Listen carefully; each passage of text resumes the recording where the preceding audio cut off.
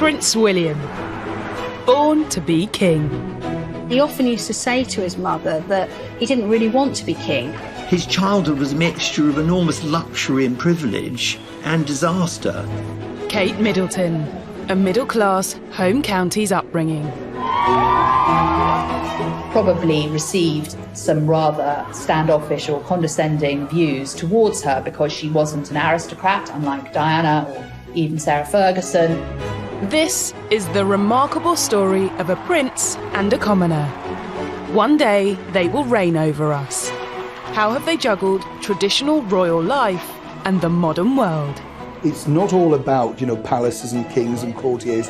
There are real people out there. So that mixed together is making William a very successful king in waiting, without a doubt. We'll look back at rarely seen images of their lives.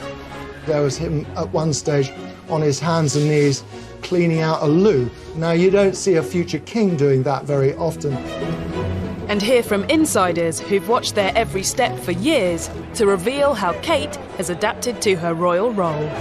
His girlfriend was being hounded in just the same way as his mother had been. And of course, we all know the outcome of that.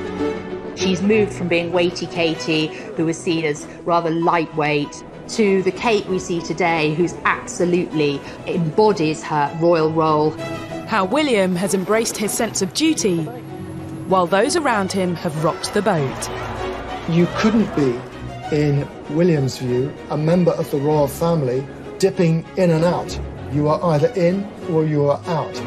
And ask, does the perfect image they portray mean the future of the monarchy is too good to be true? The Queen and the Duke of Edinburgh, they will be watching very carefully, especially given that younger royals in the past have got things very badly wrong, and they don't want that to happen again. I think they have been being tested out. I think people have been watching to see whether the crown is safe in their hands.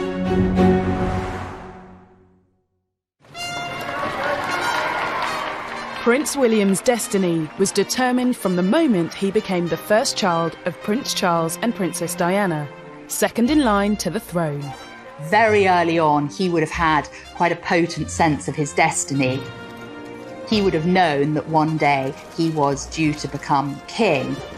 And he often used to say to his mother that he didn't really want to be king. And his brother Harry would interject and say, well, I'll have the job then if you don't want it. And as a member of the royal family and the future king, William's upbringing was anything but ordinary. William's childhood would have been very much as an 18th century aristocrat's childhood would have been. Governesses, nannies, the absolute best of everything. But also added to that, he would have been cosseted. Well, William's world was extraordinary growing up. He, from the moment he was born, he was surrounded by a team of royal protection officers. Everything he did, from his first haircut to losing his first tooth to taking his first steps, were all chronicled in the press. Living with one foot in the 18th century and one foot in the 21st century, as it were, that isn't necessarily a good thing. I mean, it would be very hard for someone with that kind of childhood, that kind of upbringing, to live an ordinary life. William's childhood was also filled with well-documented challenges. Charles and Diana tried to be as present as possible, but they also were required to fulfill their royal role. There were long tours, where a royal tour these days might be 9 days. Charles and Diana were going 3, 4, 5 weeks. William, as we know, was brought up by parents who were mostly at war with themselves and one another. William and Harry had to cope with the breakdown of their parents' marriage, not just on a personal level, but as it played out in front of the whole world, which would have been incredibly difficult. From an early age, William was exposed to both traditional and modern approaches to the monarchy, both of which have influenced him. I think William grew up in a family where he had two very opposing influences. He had the court influence, his father, his grandmother. He absolutely knew what his regal destiny was. And then he had this humanising, emotional, sort of common touch of his mother. Diana in particular made sure that William was very aware of his privilege. She was taking him to AIDS hospitals. She was taking him to visit homeless centres where he would interact and meet the homeless. She wanted him to understand that with enormous privilege comes great responsibility. So I suppose he had to work out where he stood in between those quite different influences. And I think what we see today is a man who's kind of married both of those very well. Diana wanted normality, which of course is the one thing the royals cannot have. But I think they did have, as close as possible, a normal upbringing behind the railings of Kensington Palace. But, you know, it is the gilded cage. William and Harry have always been princes who relished normality. You know, just the chance of going to the record shop or the burger joint on Kensington High Street, that was a highlight for them. They just wanted to do what normal people did. They had a secret door there out of the palace confines where they would just slip out unnoticed and go and play in Kensington Gardens, often with other children. And the parents would be looking at their kids thinking, hang on, that's William and Harry. The princes did have to abide by traditions. William and his brother were educated at Eton, following in the footsteps of many royals before them. I heard a wonderful story that Diana used to tease the rather stuffy old guard advisors who were themselves old Etonians. She used to tease them and say, I really think I must look at sending Wills and Harry to Holland Park Comprehensive School. It would do them good to be educated with, you know, ordinary children. William's upbringing shaped him and gave him his first chance to marry royal formality with a more normal and relaxed approach to life. I think the great connection about William himself is the fact that he is a very approachable, very down-to-earth person. That really comes from the upbringing that the late great Princess Diana gave him. It's not all about, you know, palaces and kings and courtiers. There are real people out there. At just 15, William experienced the pivotal moment of his childhood.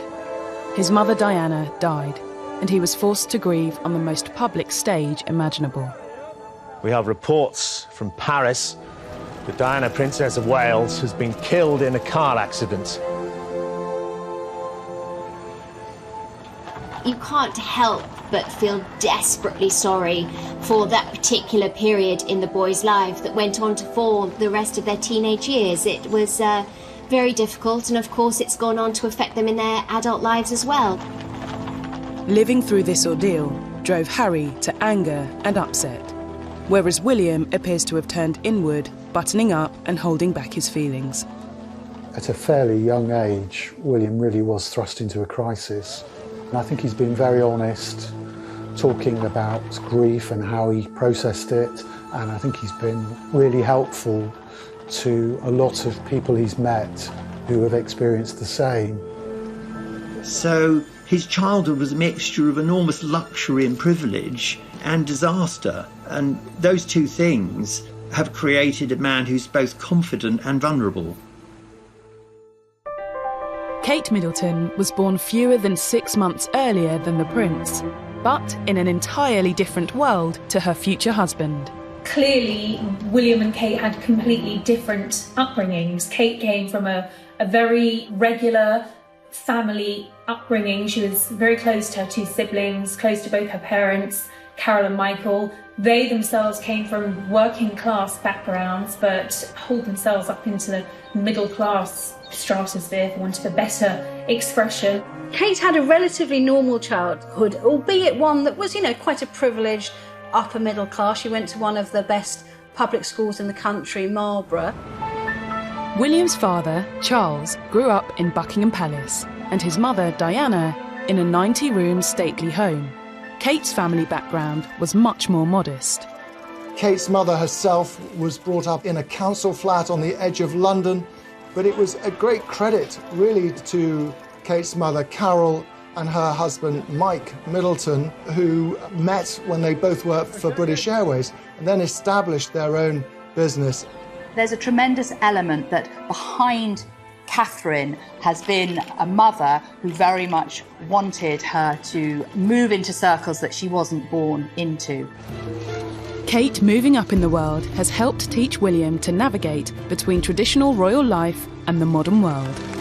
We know from talking to people in the Duke and Duchess of Cambridge's circle how much William values Catherine's home life, how fond he is of her parents, and how that kind of stable, slightly middle class, very close-knit family has been quite a salve for him, actually. It's produced in Kate a woman who is very level. She's interested in other people, which I think is, at the moment, in the modern world, is probably the perfect background for being the Queen, and especially when her husband, the future king, has such a different upbringing, a damaged upbringing, and so what William lacks is made up for by Kate. The future king had yet to meet his queen. They would be brought together not by royal tradition, but by chance. When they were at university at St Andrews, I have it on good authority that one of the few girls not chasing William or trying to catch his eye was Catherine. One of the funny stories is he was so desperate to meet her that as he walked towards her, apparently he tripped and said, "Oh, that's a terrible start, you're going to think I'm a complete clod."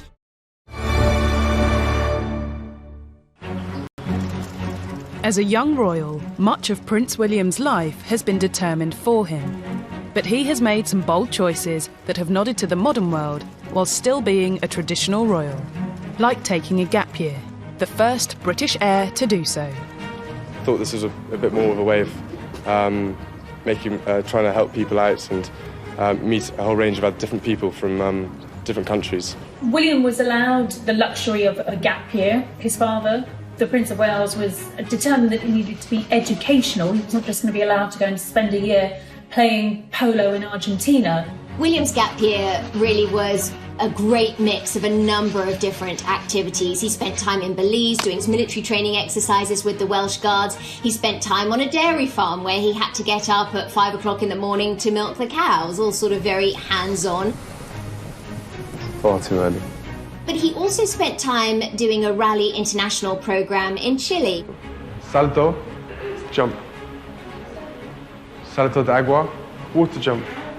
His duties were really helping to teach some very poor kids in that part of the world. There was construction involved, there was cooking involved, there was a bit of education, and there was a bit of play.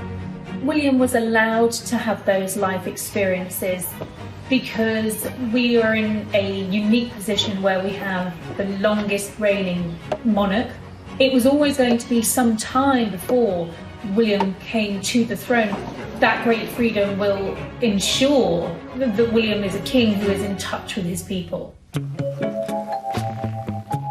The young prince shook off the stuffy image of the monarchy by showing he wasn't afraid to get his hands dirty.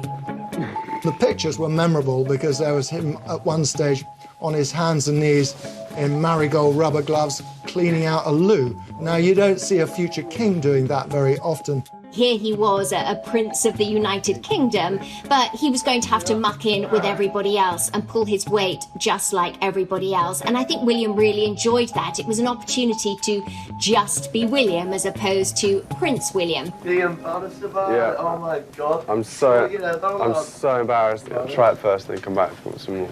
I doubt you will. It seems the prince knew the importance of being approachable to the public. I think those kind of experiences where he was mixing with young people from a very different social background to his own helped give him a good base and understanding about basically people. Towards the end of his time there, they invited the cameras in and he recorded an interview about his experiences down there. It was a sort of first sight of how this young man was developing. I don't like being treated any different at all. I don't like special treatment at all. I love having no restrictions, you know. There's no one out here chasing me around or anything. It's brilliant. What William didn't know at the time was that his future wife would join the exact same volunteering programme just a few weeks later. I think it just shows that they have got a lot in common, which has given an enormous amount of stability, not just to their marriage, but to the kind of couple they intend to be or they will be when they are king and queen. Rather than join the military after he finished school, like most royals before him, William chose to take a different path and went to St Andrews University. It was here where he would meet his future wife. One of the funny stories is he was so desperate to meet her that as he walked towards her, apparently he tripped and said, "Oh, that's a terrible start. You're going to think I'm a complete clod." They met very early on when they both joined St Andrews in 2001 because they were sharing the same halls of residence. They also shared a number of classes. They were both covering art history at the time. So, yes, they shared classes, they'd walked classes together. They really became friends first. But we met at university at St Andrews, and we were friends for over a year first. And it just sort of blossomed from then on. When they were at university at St Andrews, I have it on good authority that one of the few girls not chasing William or trying to catch his eye was Catherine, and if that's true, she played an absolute blinder. He was definitely the target of lots of Sloaney girls there at university, but it wasn't until the infamous fashion show that William noticed Catherine. This future king and queen were initially brought together by a charity fashion show and a very memorable dress. William saw Kate in a very kind of see-through dress at the college fashion show, and urban myth suggests that he said to his friend there, "Wow, Kate's hot." We've always been led to believe that Kate had another boyfriend at the time, and William might have been still dating one of his old Highgrove era girls, but neither of those relationships lasted long. William and Kate grew closer when in their second year at St Andrews, they moved into a private house with two friends.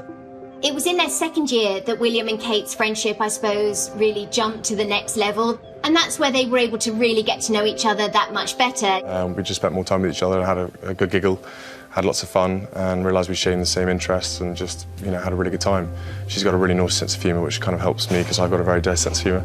They've both joked about who cooked for who was the better cook. Actually, you did cook for me quite a bit at university, and it would always come with a bit of angst and a bit of anger if something had gone wrong, and I'd have to wander in and save something. Before William started university, an agreement had been made with the press so that he could get on with his studies without intrusion. The deal? We smile for the cameras now, then you leave us alone until the autumn. At that point, they were really out of control. We had paparazzi pictures, we'd had phone hacking and embarrassing headlines for Prince Charles and Camilla. It really was a mess. And I think what you actually saw was the very first time the royal household, if you like, taking control of the narrative, of the story. But William and Kate had to go to extra lengths to ensure their blossoming romance remained private. They would employ all the obvious tactics. They wouldn't hold hands walking down the street. They'd arrive to a party at different times. William was always very protective of the relationship because he knew once a light was shone on it, there was really no going back. He once said to me, you don't know the pressure. You meet a girl, you want to enjoy developing your relationship with them quietly in private, but the minute I start dating somebody, the world knows about it. Despite the media embargo, it wasn't long before the press got wind of the relationship. Inevitably, stuff leaked out about his relationship with Kate. It was beginning to be in the gossip columns. If you're the future king, you just can't hide that sort of relationship. While rumours were rife, William denied reports he had a girlfriend. Kate did attend William's 21st birthday party at Windsor Castle, but at the time, William was quoted in the press as saying he didn't have a steady girlfriend. William, did you hear with some good friends? Yeah, with some friends, definitely. Had a good laugh. Now, of course, we now know he and Kate were pretty serious about each other then. This morning, William, of Kate. I wonder how you feel about that and how she's bearing up under the scrutiny. I haven't seen any of it. I'm just gagging it on the slopes, basically. Simple as that.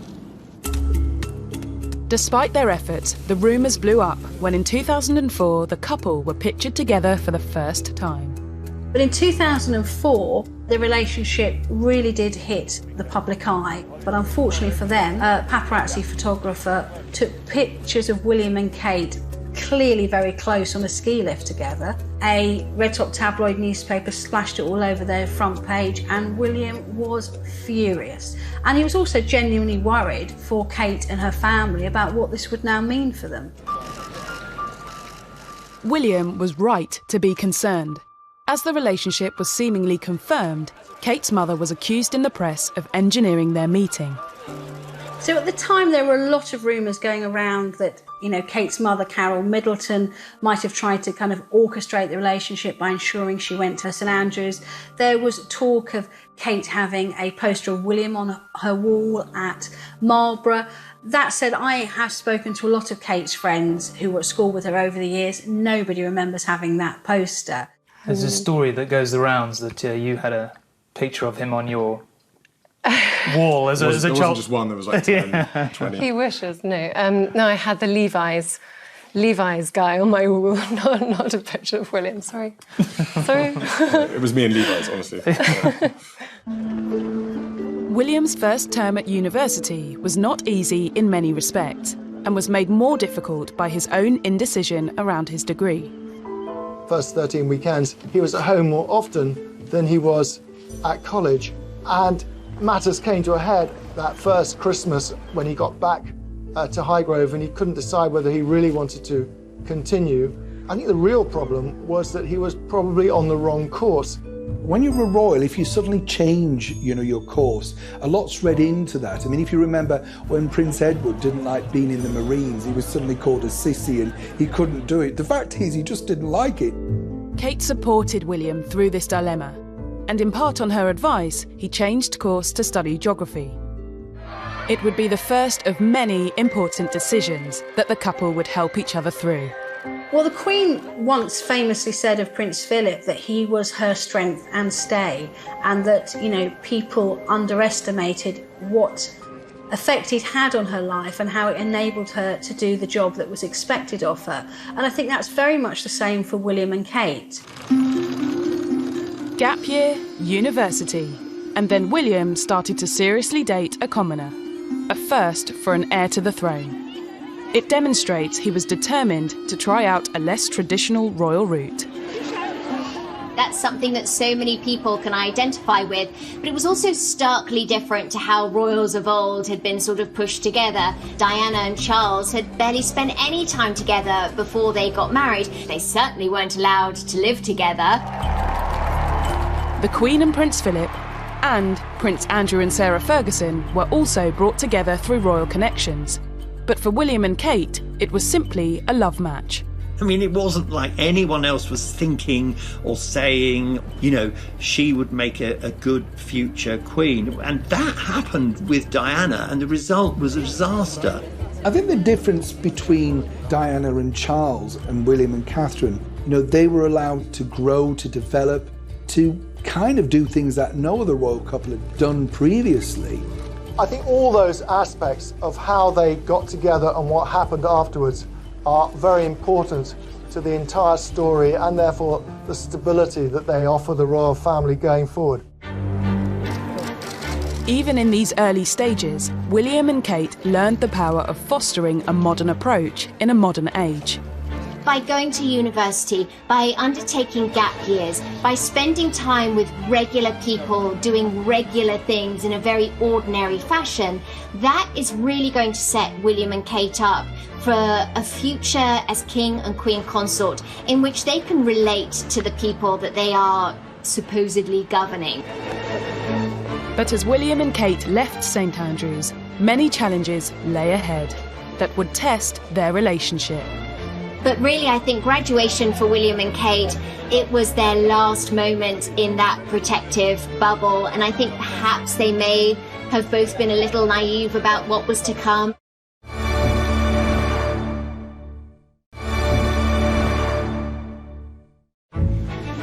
William, Wales.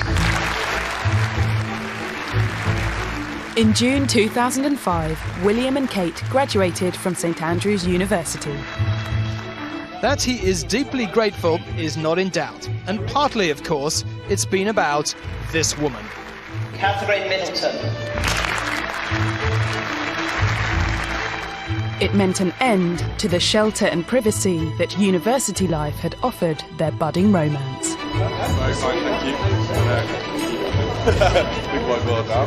They obviously went public at their graduation. There were lots of pictures of Kate and William, and there was huge interest in this very bubbly brunette from Berkshire, and it was really a warning of what was to come.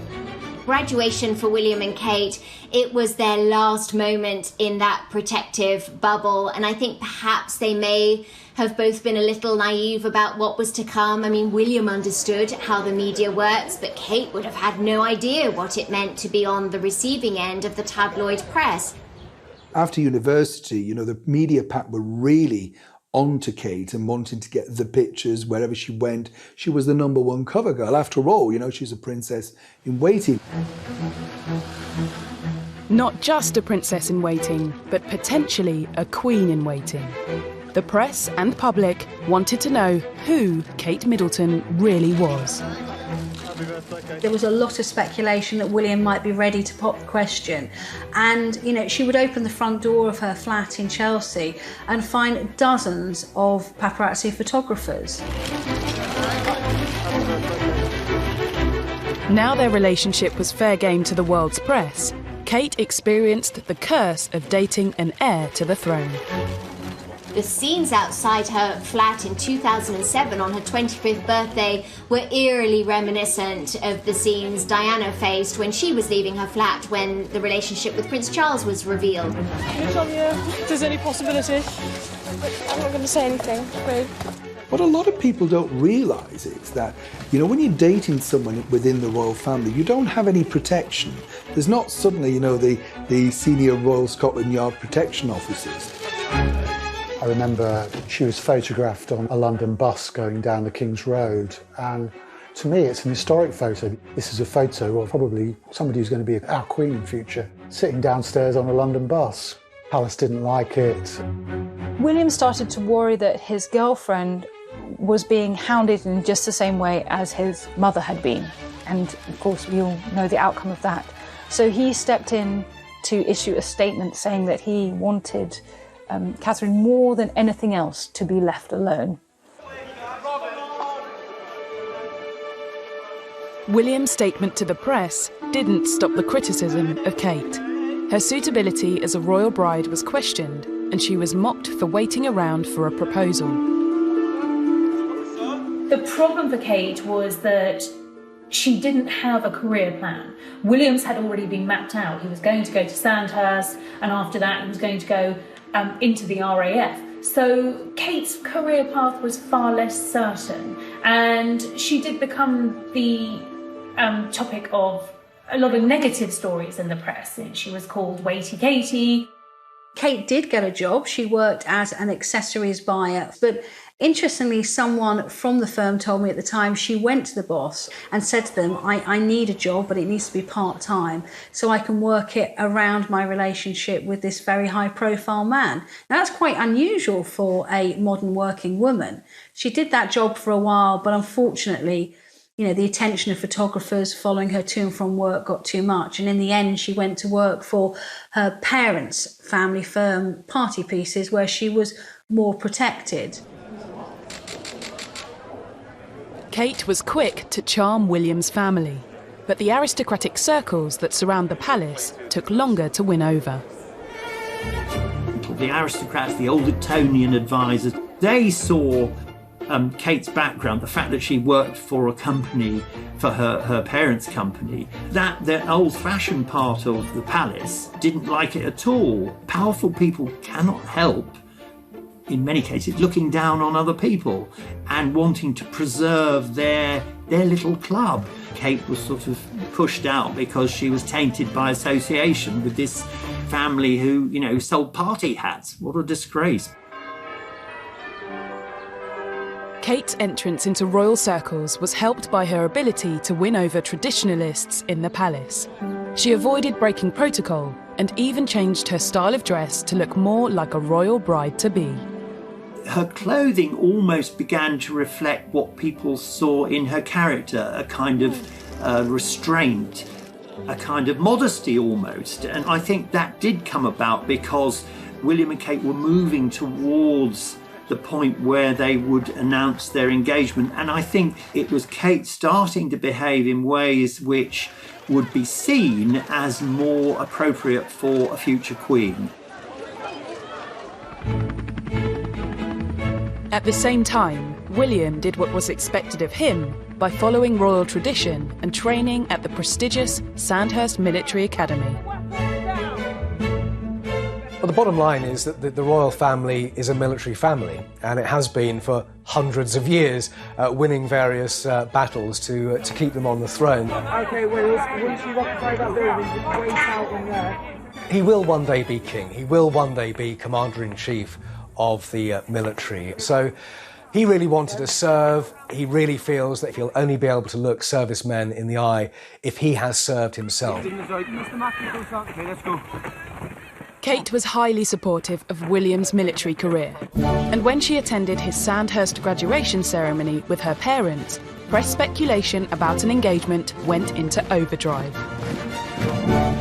I specifically remember William's passing out parade. We hadn't expected Kate and her family to turn up, and myself and a number of photographers and journalists were all standing on a press stand together, and suddenly out the corner of our eye we saw Kate and her mother and father being ushered down to the front of the seating, and I remember turning to the person next to me and saying, "That's it, it's a done deal. This woman is going to be our future queen." Suddenly the engagement whispers were starting. There was intense pressure on William and Kate, and short of printing the tea towels, everyone had these two walking down the aisle imminently. Behind the public fairy tale, there were private issues in the relationship.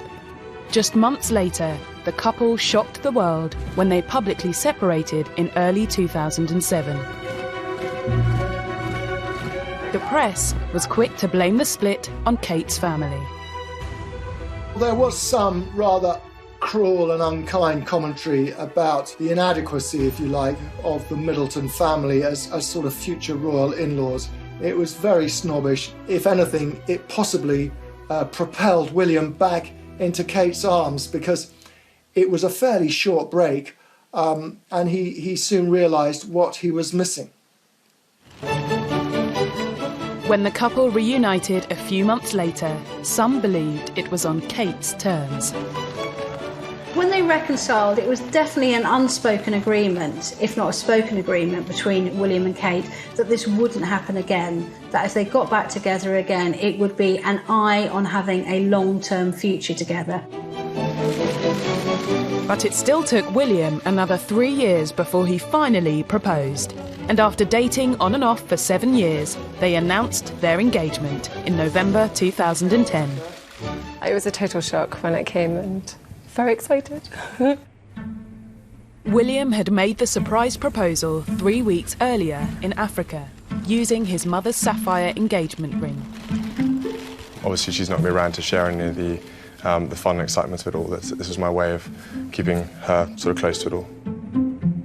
The symbolism of this, of course, was that he wanted to carry his mother into his future as well as having her in the past. Although there's this sort of beauty of the moment of William bringing his mother into the mix, there's also, on the other side of it, the kind of wisdom that he had not allowed his wife to be led like a lamb to the slaughter, as Diana had called herself, but instead had allowed her to choose her future and to go into the marriage with her eyes open. William didn't want to repeat the mistakes of his parents' rushed courtship and ill-fated marriage. And I suppose in love. Of course. Whatever in love means. This future king was determined to do things differently. I have been waiting this long as I wanted to give her a chance to see and to back out if she needed to, before it all got too much, because, you know, I'm trying to learn from lessons done in the past, and I just wanted to give her the best chance to settle in and see what happens the other side. From that engagement interview, we realised, if anything, that we'd misnamed Kate as Weighty Katie. It should have been Weighty William, because it was William who sort of put the brakes on. Rather than rush into engagement and marriage, as many royal young men have done over the years, William waited and waited. William wanted to be sure that the woman he was marrying was in it for the long run. You know, he doesn't want his marriage to end the way his parents did. Unlike Diana, Kate had her eyes open to the challenging road that lay ahead. She wasn't just marrying into the royal family. One day, she would be wife to the king. And from the very beginning, she seemed to be aware of the traditional role she would need to fill. It's obviously nerve-wracking because I don't know what I'm I don't know the ropes really. William was obviously used to it, but no, I'm willing to learn quickly and work hard. And She'll do really well. Yeah, we'll do very well. Kate will be the first Queen Consort in 350 years who is not from an aristocratic background. We hadn't seen a member of the royal family, certainly not an heir, marrying a commoner. So here was William breaking the mould, doing things differently, and establishing a first for the royal family. Despite Kate adapting to royal life remarkably well, for an institution that is hundreds of years old, this was a concern. I'm quite convinced that in the early days, Kate probably received some rather standoffish or condescending views towards her because she wasn't an aristocrat, unlike Diana or even Sarah Ferguson, and that would have been frowned upon. Kate may not have an aristocratic background, but during the run-up to the wedding, she carefully cultivated a regal image and convinced the public she was the perfect royal bride. She's relatable, she's not an aristocrat, she doesn't have titles. Through marrying a commoner, William has brought a common touch to the monarchy, which has been very, very valuable to the House of Windsor. William and Kate's wedding would be the biggest royal event of the decade. I think the key part of it was this is the man who will be king, and he represents a new generation. He's not tainted by the past. But will the future of the monarchy be safe in the hands of the new generation? When we look at the scale of this wedding, we won't see scenes like this for this particular couple until William's coronation.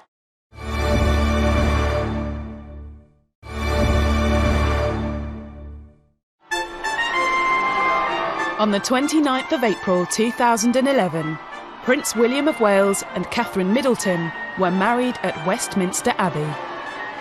Several billion people watching it across the world, 2,000 guests, almost 9,000 journalists there. So it really was a very big thing. But I think the key part of it was this is the man who will be king, and he represents a new generation. He's not tainted by the past. It showed that the royal family had learned the lessons of Diana and Fergie, and Catherine wasn't rushed into it. She was given every chance to back out. At one point they got to know each other before they got married, and you can't say that about quite a few royal weddings. We were starting to see a new approach to the royal family because of this combination of William bringing a royal and aristocratic background, Catherine being drawn from very ordinary British society, and their very ordinary meeting meant that we could imagine the British royal family in a new way. The wedding was an opportunity for William and Kate to show the world what they will one day look like on the throne. When we look at the scale of this wedding, we won't see scenes like this for this particular couple until William's coronation. I think people could start to see that, following the Queen's incredible reign, is that the monarchy would really be in very safe hands. While it was a day steeped in tradition, it was also a chance for William and Kate to give a nod to the modern world. They were the first senior royal couple to have a maid of honour, a best man, and a spontaneous second kiss on the Buckingham Palace balcony. William and Kate treated us to 2 kisses, so make of that what you will. Maybe that's sort of pushing us into the future. Maybe we'll get more kissing when Prince George or Charlotte or Louis get married. The royal wedding day allowed William and Kate to carefully cultivate the image they wanted everyone to see. It wasn't so stage managed. It was very much more about love, romance, and what this couple wanted. And we lapped it up. The world lapped it up. Once William and Kate had married, it sort of sealed the future, as it were. William will become the king, Kate will become the queen consort. So it gives us a chance to look into the future, and when we look, we see something which is young and fairly modern, and something that makes people feel optimistic. The Queen conferred dukedom on William, and the couple became officially known as the Duke and Duchess of Cambridge. It was time to step up as working royals. Since their wedding, they've had to get more into focus, because let's not forget, Her Majesty the Queen is now over 90. She has bestowed certain charities on both of them, and he has to take a more of an active role. Well, they both do. I think he's made a good job of it.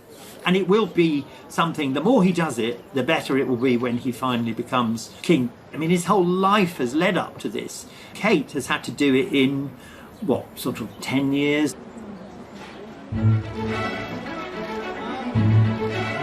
Kate may have been born a commoner, but she quickly adapted to being royal with a little help from the Queen. The Queen is not one who likes to tell people how to do things. She likes to lead by example. She took Kate and Camilla with her to Fortnum and Mason, where they had tea and they unveiled a plaque. But that was rather special, seeing the current Queen and 2 future Queen consorts out on an engagement together. I think it was very significant when she went on some of those trips in the early days with the Queen and the Duchess of Cornwall, which were really set up to put her at her ease and to give her an idea of what royal duty was like. Kate's image transformation was clear to see during the couple's first tour of North America after their wedding. Of course, Kate looked $1 million, especially in the States, where what she wore and how she looked was so critical over there. I think the other evolution of Kate is the fact that, you've seen her become more regal. She knows exactly how to connect. She's more comfortable giving speeches. Providing children and their families with a place of support, care and enhancement at a time of great need is simply life-changing. Kate now speaks in this wonderfully RP accent, which her parents don't have.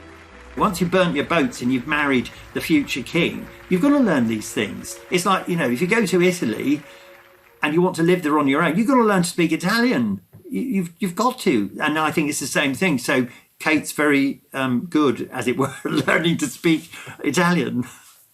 Kate has absolutely managed to change the narrative about her and the press about her brilliantly. So she's moved from being weighty Katie, who was seen as rather lightweight, doing nothing with her life, waiting for her prince to propose, to the Kate we see today, who's absolutely embodies her royal role.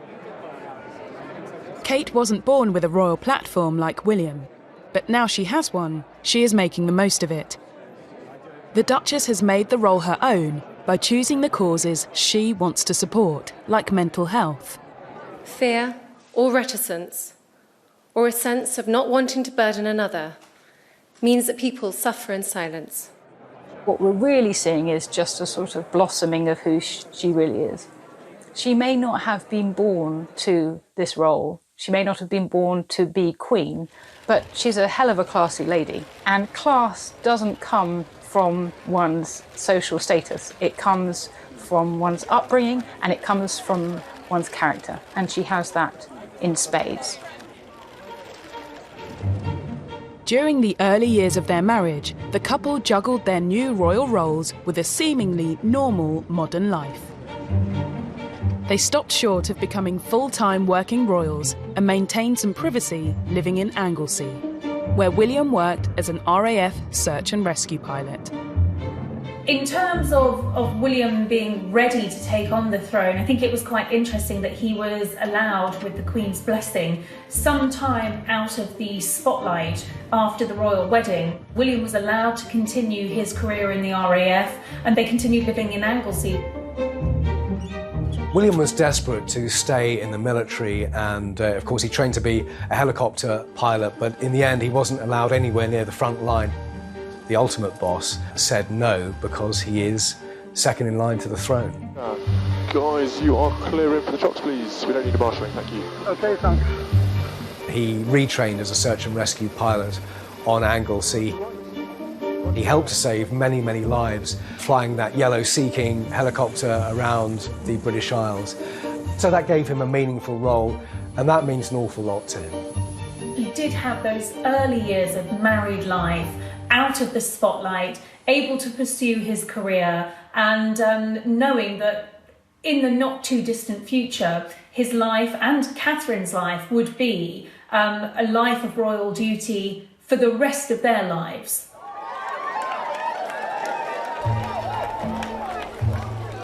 As the future king and queen, there was also implicit pressure on the couple to produce future heirs to the throne.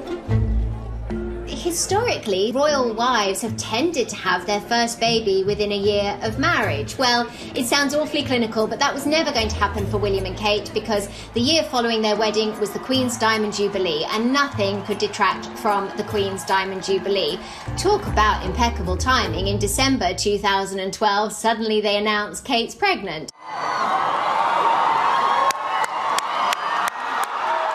7 months later, in July 2013, the couple welcomed their first child, Prince George. And the new mother and father duly pleased the traditionalists around the world and posed for the cameras just hours after the birth. William and Kate came and stood on the doorsteps of that famous Lindo wing at St Mary's Hospital in Paddington, where he had been cradled as an infant by his mother and Prince Harry too. And I think the world was very happy. I think you could see the relief on the Queen's face the first time she was photographed with Prince George and with William and Kate afterwards. The focus of the royal family changed from this is being about the Queen and her children to being the future of the royal family. While Prince George's birth may have been in keeping with tradition, it was a milestone in modernising the royal family. Before he was born, the law of succession to the throne was updated for the 21st century. It was exciting to see the changes in the laws of succession that determined that if William and Kate welcomed a girl first, that girl would retain her place in the line of succession versus being stepped over by a younger born brother. That was all very exciting. Of course, those changes became inconsequential temporarily because a boy was born first. But Charlotte maintains her place in the line of succession even with the birth of a younger born brother. So that's an exciting thing to have come about in light of William and Kate expanding their families. Princess Charlotte was born in 2015 and Prince Louis followed in 2018. And while other royals have caused upset by treating childbirth as a private affair, Kate has continued to smile for the cameras. William and Kate's growing brood gave a boost to the royal family's popularity. But with a string of royal scandals to follow, how have William and Kate weathered the storm and kept the monarchy on course? No one knows more than Harry what kind of life William has got in front of him. And William had every expectation and reason to think that Harry was going to be there supporting him when the time came. And now it looks like he won't be. I know William watched this interview with a mixture of shock and horror. Harry was kind of publicly airing their dirty linen, and I know he debated long and hard about what to do.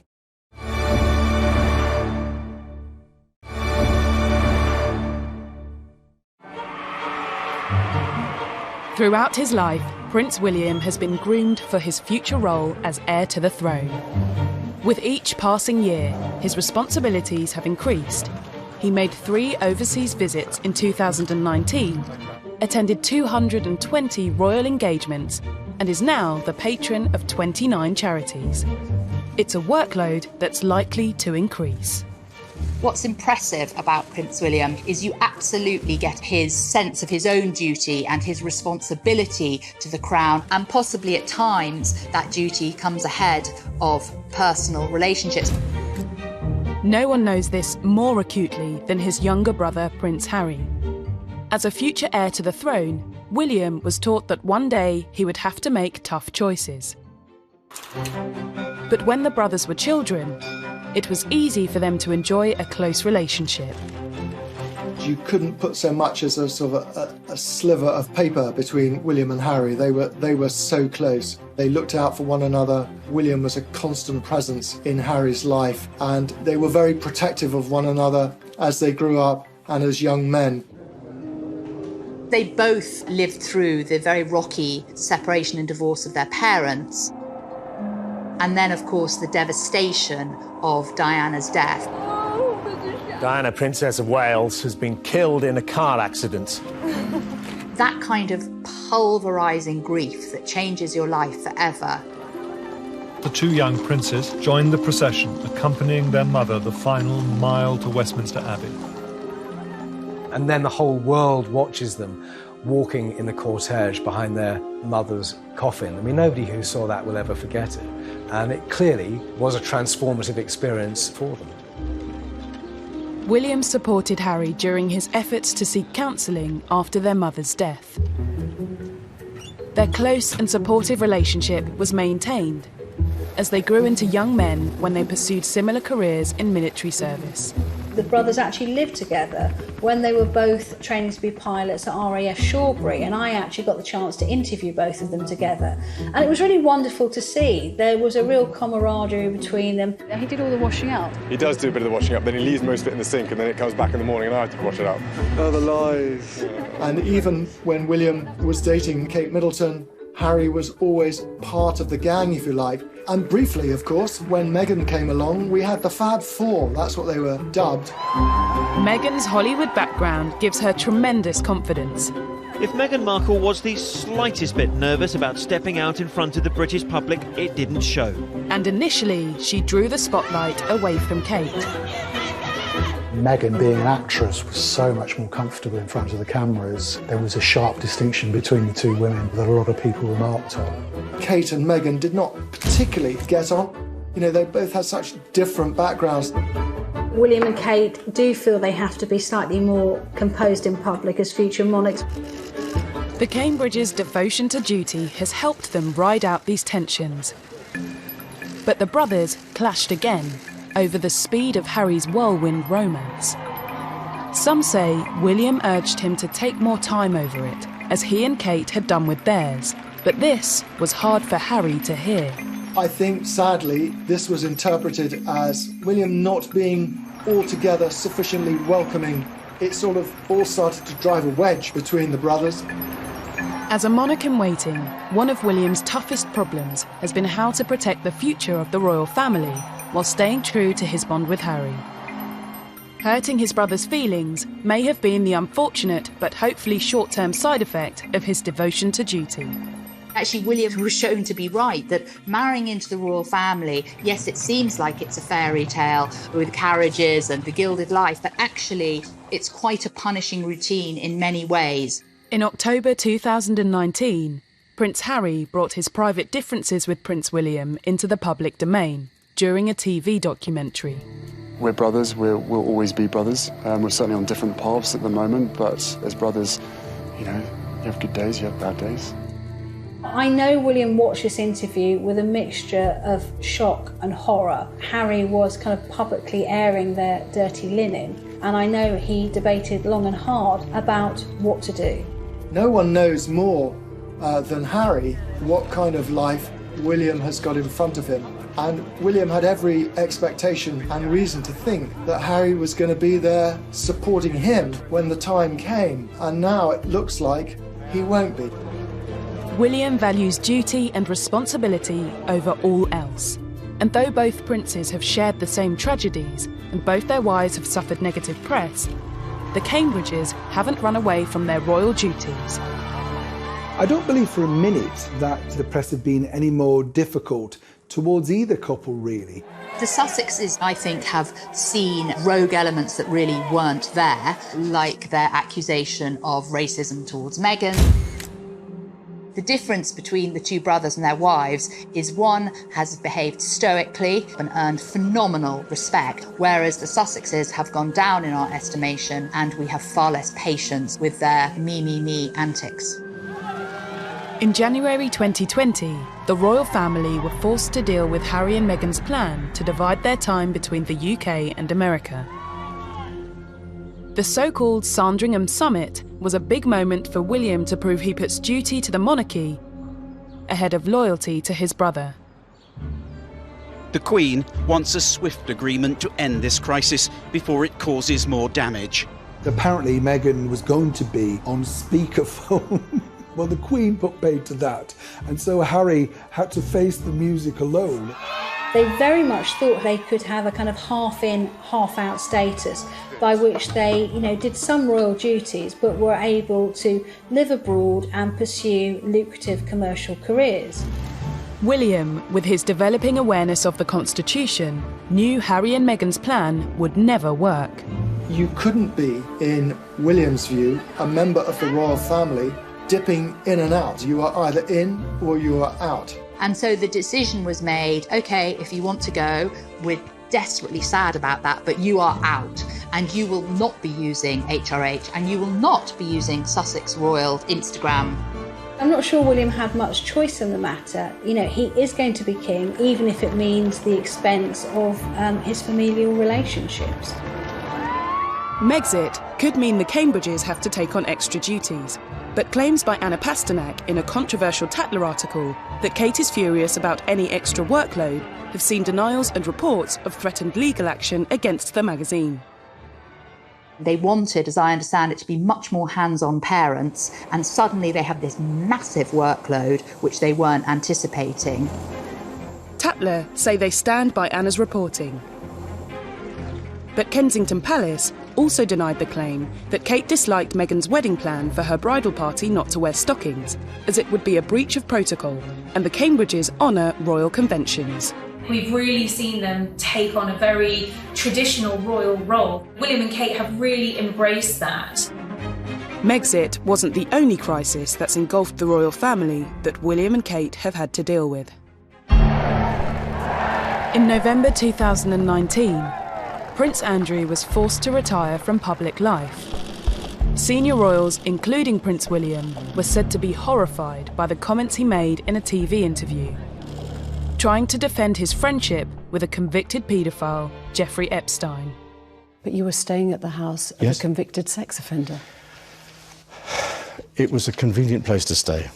Pretty much everyone told Andrew it was a great mistake to give an interview to explain a relationship with Jeffrey Epstein. You can't control it. And Andrew, he's no genius, so he said some very silly things in the interview, and they would have horrified William. And we understand that it was William who was very much of the view that Prince Andrew could not continue to have a public role.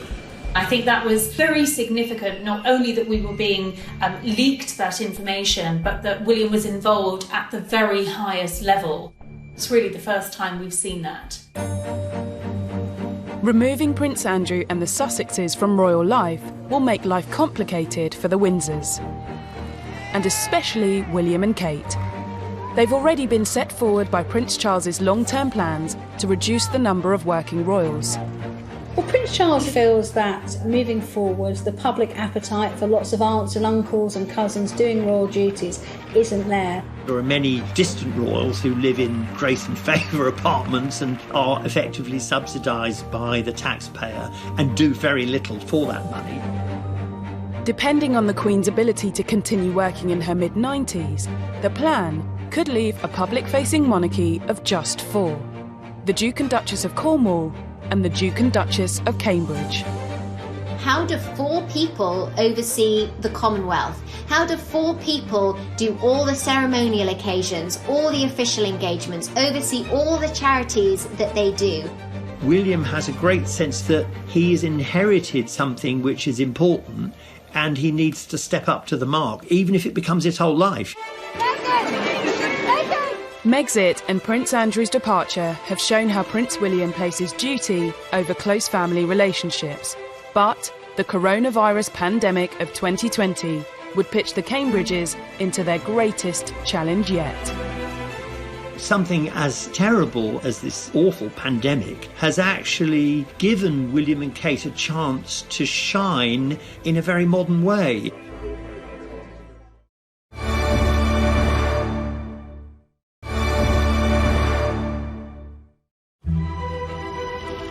With the departure of Prince Andrew and the Sussexes behind them, William and Kate and the other Windsors must have been hoping to resume their royal duties, albeit with a busier diary than usual. But it wasn't to be. A big jump in coronavirus cases and the first death here in Britain. The pressure ramps up. While politicians and scientists look for strategies to protect the public and the death toll rose into the thousands, the British public looked to the royal family. The Windsors, and especially William and Kate, now found a new duty of care and consolation. The Queen has been outstanding and has given a series of public broadcasts which have done an awful lot to reassure the population, I think. But beyond the Queen, it has been very much William and Kate who've come to the fore. The Queen is effectively in confinement at Windsor Castle. Charles tested positive for the virus. So William and Kate are really picking up the slack. 3 days before lockdown started, the couple took part in the first royal engagement in connection with the pandemic, when they visited a South London NHS helpline. How many calls are you getting from the public around mental health and... Listening to the concerns of NHS staff and thanking them for their dedication, William and Kate showed great sympathy.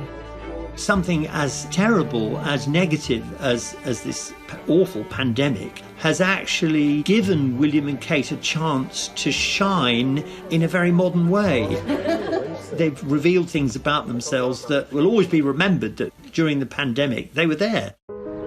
When the nation went into lockdown on the 23rd of March, the Cambridges proved to be the most successful of the royals to embrace new technology and stay working within social distancing guidelines, continuing traditional royal duties but in a clever, modern way. Staying connected, staying positive and being able to talk to friends and family is so crucial. So suddenly the Duke and Duchess of Cambridge are at the front of the royal family, are the most visible royals, and have been doing all sorts of things virtually, whether it's opening hospitals or visiting schools or helping to found a couple of new charities. You know, what we're seeing now is the NHS and the frontline workers doing the most extraordinary job, and that's really come to the forefront in the last a few weeks, and I think it's going to dramatically change how we all value and see our frontline workers.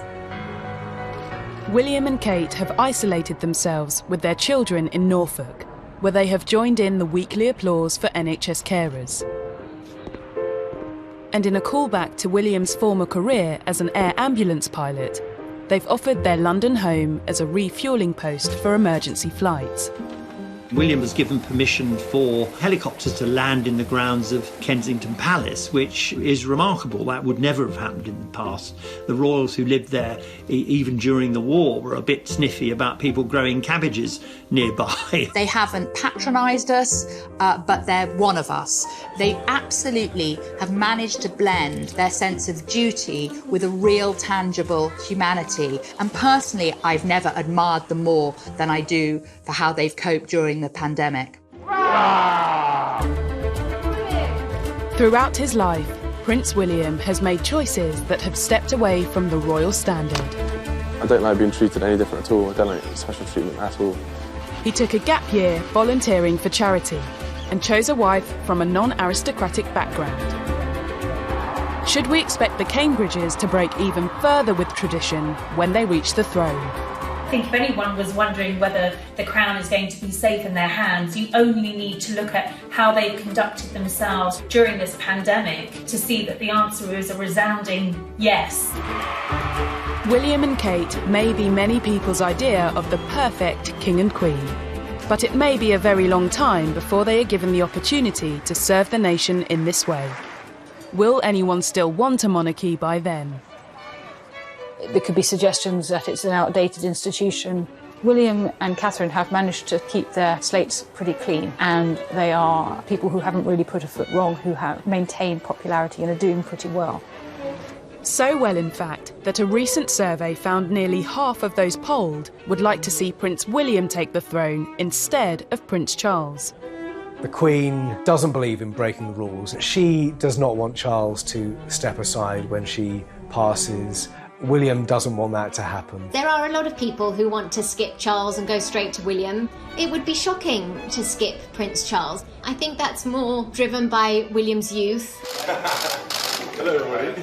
He will be William V one day, she will be Queen Catherine, and I honestly think what you see is what you get. They're not fakes. They will be a modern couple, and although the monarch's power is extremely limited just to giving advice, Kate will be an important part of that. The person I would actually liken Kate to is the Queen Mother, who was known as the steel marshmallow. Very fluffy on the outside, but with a core of steel underneath. And I think that actually sums up Kate. William and Kate are the same age, and while he was born into privilege and schooled as the heir to the throne, she was brought up in an everyday family.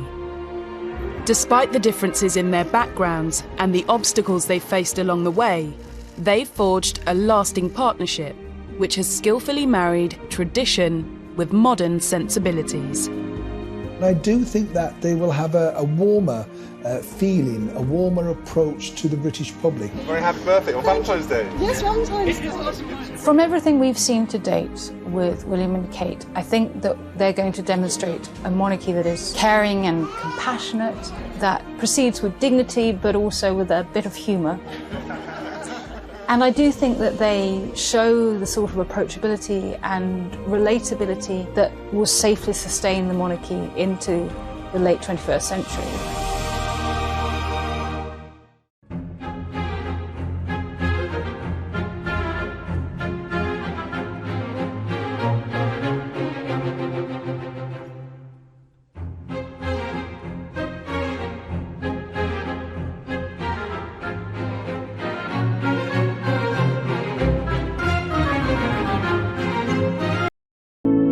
Because I don't know what I'm I don't know the ropes really. William was obviously used to it, but no, I'm willing to learn quickly and work hard. And She'll do really well. Yeah, we'll do very well.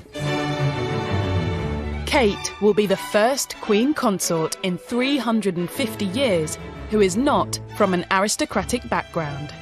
We hadn't seen a member of the royal family, certainly not an heir, marrying a commoner. So here was William breaking the mould, doing things differently and establishing a first for the royal family.